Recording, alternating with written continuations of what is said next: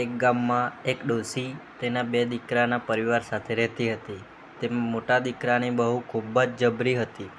તે ઈર્ષાળુ અને કજિયાખોર હતી, જ્યારે નાની બહુ ખૂબ જ ભોળી હતી. તે બીજાના દુઃખે દુઃખી થનારી હતી. એક વખત શ્રાવણ માસ આવ્યો ત્યારે રાંધણ છઠના દિવસે નાની બહુ રસોડે રાંધવા માટે બેઠી. તે મોડી રાત સુધી રાંધતા રાંધતા થાકી ગઈ હતી. એટલામાં જ તેનો નાનો દીકરો ઘોડિયામાં સૂતો હતો. તે રડવા લાગ્યો.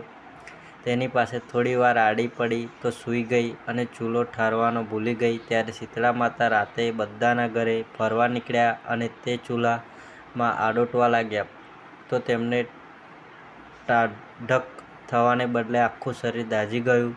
તો તેઓએ કંપાયમાન થઈને નાની બહુને શાપ આપ્યો કે જેવું મારું શરીર બળ્યું તેવું તારું પેટ બળજો. નાની બહુએ જ્યારે સવારમાં ઉઠીને ઘોડિયામાં જોયું તો છોકરો બળીને ભડ્યું થઈ ગયો હતો અને ચૂલો સળગતો હતો. તેથી સમજી ગઈ કે આ શીતળા માતાનો જ કોપ લાગ્યો છે. તે ખૂબ જ રડવા લાગી અને તેની સાસુ પાસે ગઈ. તેની સાસુએ તેને આશ્વાસન આપતા કહ્યું કે તું શીતળા માતા પાસે જઈને તારા દીકરાનું જીવન માંગ. મા તો દયાળુ છે, તે જરૂર તારા પર કૃપા કરશે. નાની બહુ તેની સાસુની વાત સાંભળીને દીકરાને પોતાના ખોળામાં લઈને શીતળા માતાની શોધમાં નીકળી પડી. તેને રસ્તામાં સૌથી પહેલાં બે તલાવડીઓ મળી.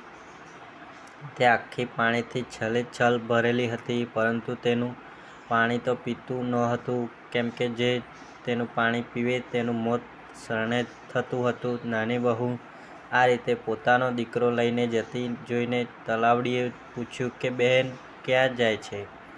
તો નાની બહુએ પોતાના પર લાગે શીતળા માતાના કોપની વાત કરી અને કહ્યું કે હું માની કૃપા મેળવવા માટે જાઉં છું. ત્યારે તલાવડીઓએ કહ્યું, અમારું પણ એક કામ કરજે બહેન, અમારા પાપનું નિવારણ પણ પૂછતી આવજે, કેમ કે અમારું પાણી પીવે છે તે મૃત્યુ પામે છે. નાની બહુ આગળ વધી તો તેને બે આખલા લડતા જોવા મળ્યા. તે બંને ગળામાં ઘંટીના પડ બાંધેલા હતા. નાની બહુને જોતી જોઈને તેઓએ પૂછ્યું કે બહેન ક્યાં જાય છે? તેને પોતાની વાત જણાવી તો આખલાઓએ કહ્યું કે અમારું લણવાનું કારણ પૂછતી આવજે બહેન, અને અમારા પાપનું નિવારણ પૂછજે. નાની બહુ આગળ ચાલી તો તેને એક ઝાડ નીચે એક ડોશીને પોતાના બંને હાથે વાળમાં ખંજવાળતી જોઈ.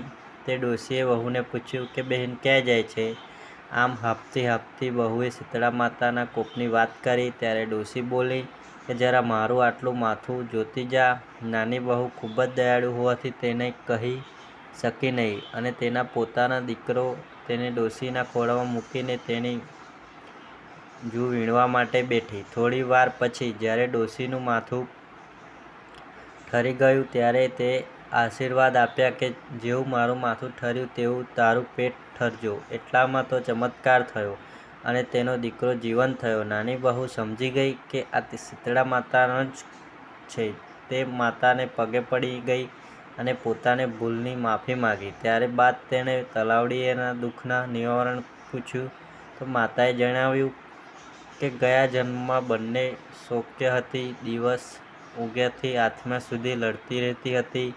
કોઈને પણ છાશ કે પાણી આપતી નહોતી. તેથી આ જન્મમાં કોઈ તેનું પાણી નથી પીતું.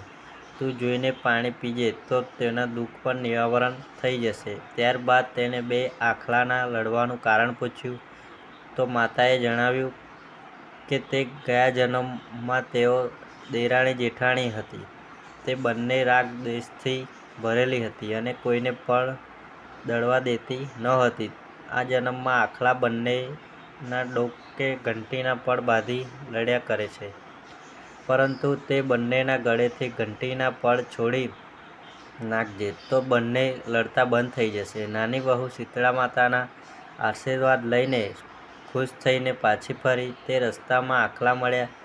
તે બંનેના દુઃખ નિવારણ કર્યું. ત્યારબાદ બંને તલાવડીનું પાણી પીને તેઓ દુઃખ પણ દૂર કર્યું. તે ઘરે આવી ત્યારે તેની સાસુ તેના દીકરાને જીવતો જોઈને ખુશીના રેડ થઈ ગયા, પરંતુ તેની જેઠાણી તો અંદરો અંદર બળી ગઈ. આ રીતે 1 વર્ષ પૂરું થઈ ગયું અને ફરી વખત શ્રાવણ માસ આવ્યો ત્યારે જેઠાણીને પણ દેરાણીની જેમ શીતળા માતાના દર્શનની ઈચ્છા થઈ તો તેણે પણ ચૂલો સળગતો મૂકીને સૂઈ ગઈ. રાતે જ્યારે શીતળા માતા આવ્યા તો તેનું શરીર ચૂલામાં ઓલટવાને કારણે બળી ગયું. તેઓએ મોટી બહુને શ્રાપ આપ્યો કે જેવું મારું શરીર બળ્યું તેવું તારું પણ પેટ બળજે. માતાના શ્રાપના કારણે દીકરો બળીને ભઠ્ઠી થઈ ગયો. તેણે રસ્તામાં 2 તલાવડીઓ મળી. તેઓએ પૂછ્યું કે બહેન ક્યાં જાય છે? તો તેને કહ્યું કે દેખાતું નથી, મારો દીકરો મરી ગયો છે, શીતળા માતા પાસે જાઉં છું. તલાવડીઓએ પૂછ્યું કે અમારું કામ કરીશ? તો તેને ના પાડી દીધી અને ચાલી નીકળી. થોડાક આગળ જતાં આખલા મળ્યા. તેઓએ પણ તેમનું કામ કરવાની ના પાડી દીધી. તે આગળ ગઈ તો એક ઝાડ નીચે એક ડોશી પોતાનું માથું ખંજવાળતી મળી. ડોશીએ પોતાનું માથું જોવા માટે કહ્યું તો જેઠાણીએ કહ્યું કે હું તારા જેવી નવરી નથી કે તારું માથું જોઉં દઉં. મારે શીતળા માતા પાસે જવાનું છે. તને દેખાતું નથી, મારો દીકરો મૃત્યુ પામ્યો છે. તે ત્યાંથી ચાલી નીકળી. આખો દિવસ ફરીને થાકી ગઈ પણ ક્યાંય શીતળા માતાના દર્શન થયા નહીં. એટલે પોતાના દીકરાને લઈને છાતી કૂટતી ઘરે આવી. જેવી રીતે માતા તમને દેરાણીને ફળ્યા હતા તેવી રીતે સૌને ફળજો.